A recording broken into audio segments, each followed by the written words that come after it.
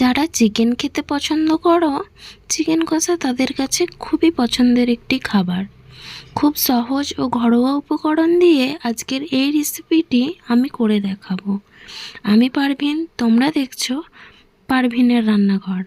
আজকে আমার recipe chicken কষা।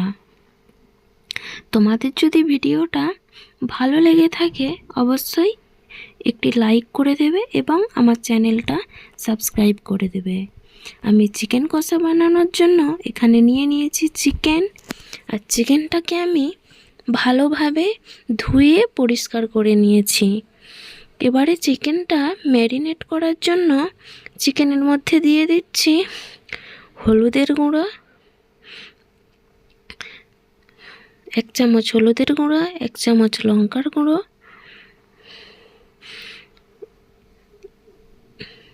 দই, টক দই দিচ্ছি, লেবুর রস দিচ্ছি,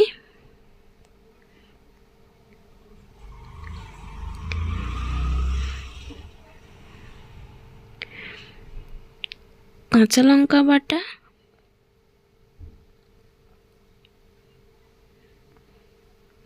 এগুলো ভালোভাবে আমি মেখে নেব। আমি হাত দিয়ে ভালোভাবে এগুলো মেখে নিচ্ছি।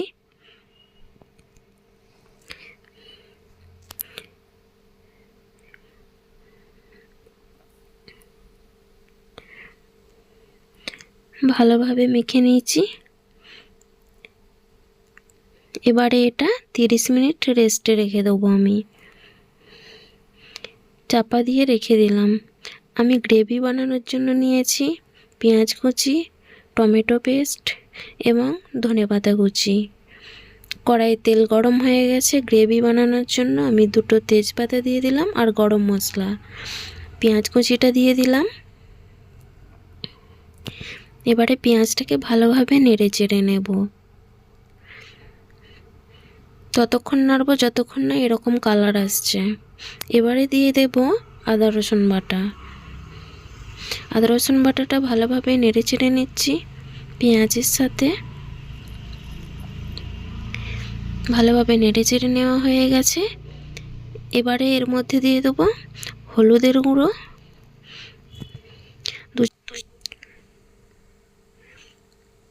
2 চামচ লঙ্কার গুঁড়ো,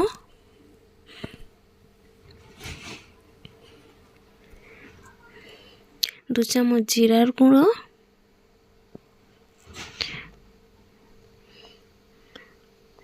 আর 1 চামচ ধনের গুঁড়ো, আর 1 চামচ কাঁচা লঙ্কা বাটা। এবারে আমি মশলাটা ভালোভাবে কষিয়ে নিচ্ছি।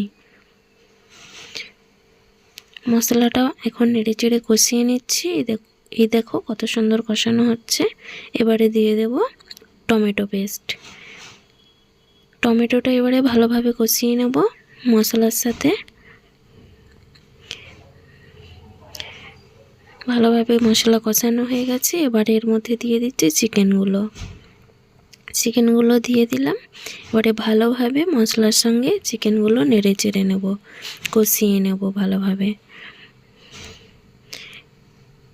কারণ চিকেনটা আমি নেড়ে চেড়ে ভালোভাবে কষিয়ে নিচ্ছি।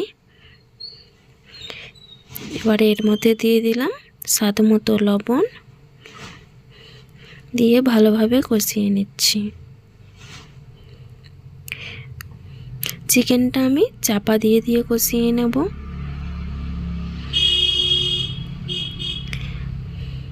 চিকেনটা চাপা দিয়ে দিয়ে কষিয়ে নিলে আর জল দিতে হবে না। চিকেনের জল যেটা বেরাবে ওর সঙ্গেই কষিয়ে নেওয়া হবে। চিকেনটা আমি কষিয়ে নিচ্ছি। দেখতেই পাচ্ছ কত সুন্দর কালার আসছে। কষানো হয়ে গেছে। এর মধ্যে একটু জল দিয়ে দিলাম।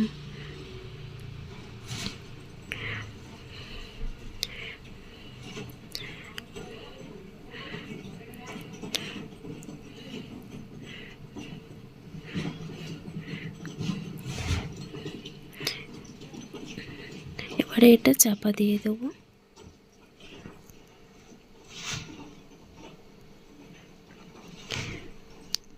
চিকেনটা ফুটে গেছে। এবারে এর মধ্যে দিয়ে দিচ্ছি গরম মশলা গুঁড়ো। দিয়ে একটু আর একটু এবারে দিয়ে দিলাম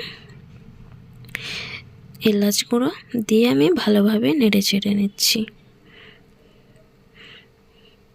এবারে দিয়ে দিচ্ছি ধনেপাতা কুচি, দিয়ে এটা আমি চাপা দিয়ে দিচ্ছি। তোমরা দেখতেই পাচ্ছ কত সুন্দর হয়েছে, কত সুন্দর কালার হয়েছে। আমার ভিডিওটা যদি ভালো লাগে একটা লাইক করে দেবে এবং আমার চ্যানেলটা সাবস্ক্রাইব করে দেবে। আমি তোমাদের জন্য যেন আরও নতুন নতুন ভিডিও আনতে পারি।